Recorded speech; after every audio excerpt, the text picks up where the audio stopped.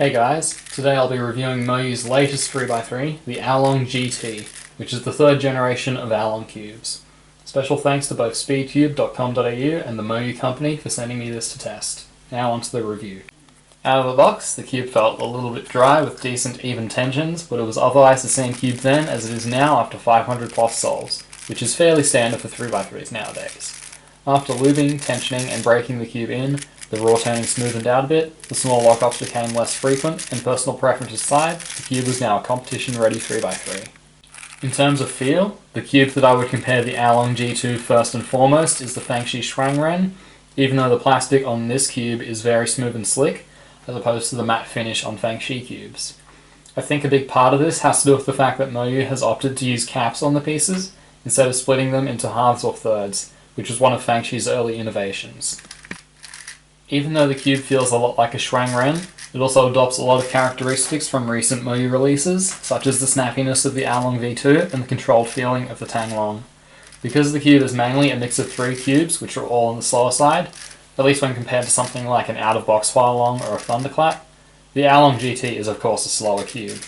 For some people this will be a good thing, but for my lighter turning style it doesn't work as well as I would want it to.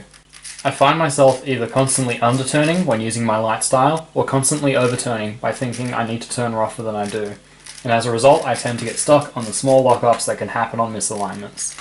This could be remedied by altering my turning style, but the 3x3 market is so oversaturated that I can afford to be a little pickier on new cubes if it's not working for me after a few days.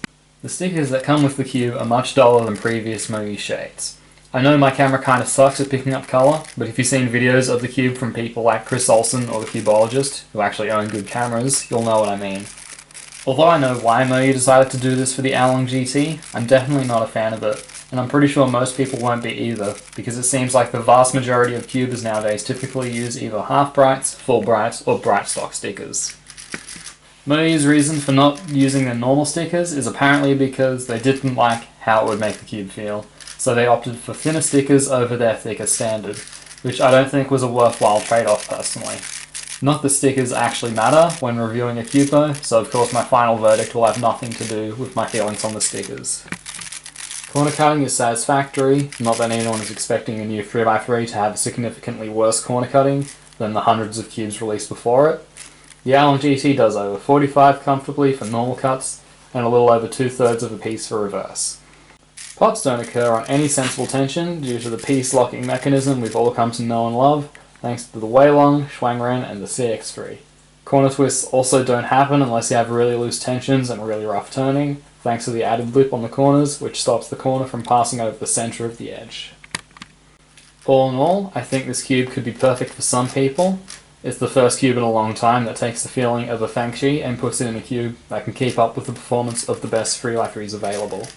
It's also got control, something which you can't get out of some cubes that are just straight up too fast. That said, the Aolong GT won't be my main now, nor will it be my main in the future. The small lockups combined with the fact that I'm now used to cubes on the fast side means that I can't get the times on the Aolong GT as fast as my times on the Thunderclap. However, if you think you would like this cube and you would like to buy it, check it out at speedcube.com.au. Thanks for watching.